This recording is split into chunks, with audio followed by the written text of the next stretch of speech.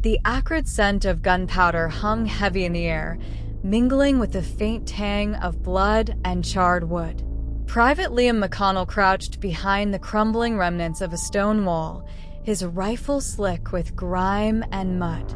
The battlefield stretched before him, a desolate expanse shrouded in smoke and despair. The once vibrant village of St. Pierre had been reduced to a skeletal shell, its cobblestone streets now a labyrinth of rubble. It was late autumn in 1944, the dying days of a war that refused to end quietly. For 3 harrowing days, Liam's platoon had held this forsaken ground, their resolve tested against an unyielding tide of enemy forces.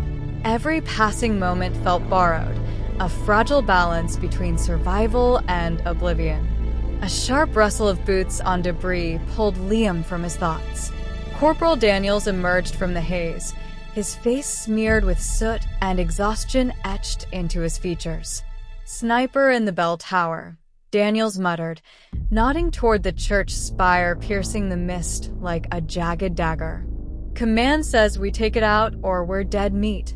Liam's stomach tightened, his hand instinctively brushing against the letter tucked into his breast pocket. The paper was creased and smudged, but the words he'd written to his sister, Clara, remained clear. "I'll write you every chance I get, and I'll come home." That's a promise, but war had a cruel way of mocking promises. "Let's move," Daniels urged, his voice low but urgent. The pair navigated the rubble-strewn streets, their movements precise and deliberate. Every step carried the weight of uncertainty, every shadow a potential threat. As they neared the church, the crack of a rifle split the air, sharp and unforgiving. Liam dove behind a splintered wagon, his heart pounding like a drumbeat of impending doom. "Snipers got us pinned," Daniels shouted, returning fire. Liam scanned the chaos, his mind racing. His gaze landed on the broken wagon, its shattered frame a potential lifeline. He gestured to Daniels, who nodded grimly. "I'll cover you," Daniels said, his tone resolute. "Go." Liam bolted, his boots slipping on the loose debris.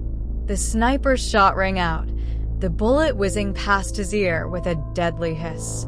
Reaching the wagon, he grabbed a jagged piece of wood and hurled it toward the church. The movement drew the sniper's focus, giving Daniels the split second he needed. 3 shots. A distant cry. Silence. "Move," Daniels barked, and they charged into the church. Inside, the air was thick with dust and the lingering scent of incense, a ghostly reminder of a once sacred place. The pews were shattered, their splinters scattered like bones, and shards of stained glass littered the floor in a kaleidoscope of despair. The ascent to the bell tower was narrow and claustrophobic, the spiral staircase creaking underfoot. At the top, they found their adversary, a young German soldier slumped against the wall, his chest soaked in crimson. His rifle lay abandoned at his side. The soldier's eyes met Liam's, wide with terror and pain. He was no monster, no faceless enemy, just a boy, barely older than Clara, caught in a nightmare not of his making. Daniels raised his weapon, his face hard as granite. But Liam's hand shot out, stopping him. "He's done," Liam said quietly. Daniels hesitated, his finger hovering over the trigger before lowering the rifle. "We don't have time for this," he muttered, turning to secure the tower. Kneeling beside the soldier, Liam pulled a canteen from his pack. The boy's lips moved, whispering words Liam couldn't understand. But gratitude transcends language, and it shone in the soldier's fading gaze.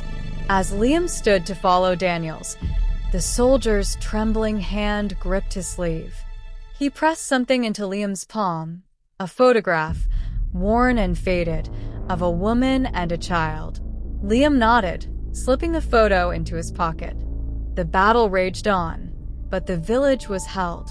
Reinforcements arrived, and the tide turned in their favor. Yet, as Liam sat by the flickering campfire that night, the day's events weighed on him like an iron shroud.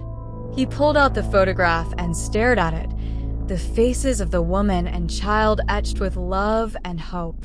Then, reaching for the letter to Clara, he added a final note. I met someone today. He wasn't so different from me. In another world, another time, we might have been friends. The weeks melted into months as the war trudged toward its end. Liam carried the photograph with him, a silent talisman of shared humanity amidst the carnage. When the war finally released him, he found himself standing on the familiar cobblestones of his hometown. The world seemed impossibly quiet, the silence almost deafening.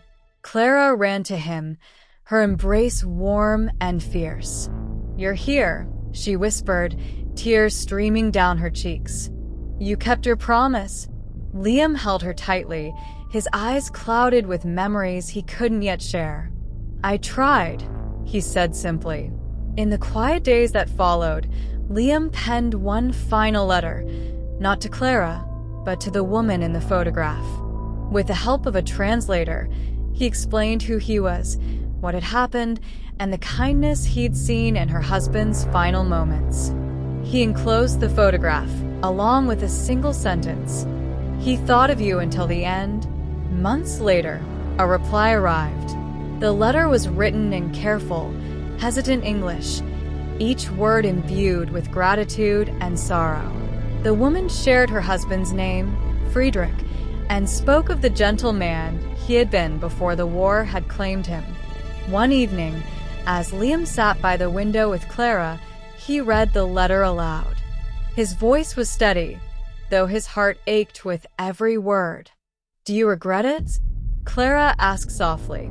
He looked out at the twilight sky, the horizon tinged with the faintest glimmer of hope. No, he said after a long pause. In the middle of all that hate, I found a moment of grace. That's what I'll carry with me. And he did, for the rest of his days.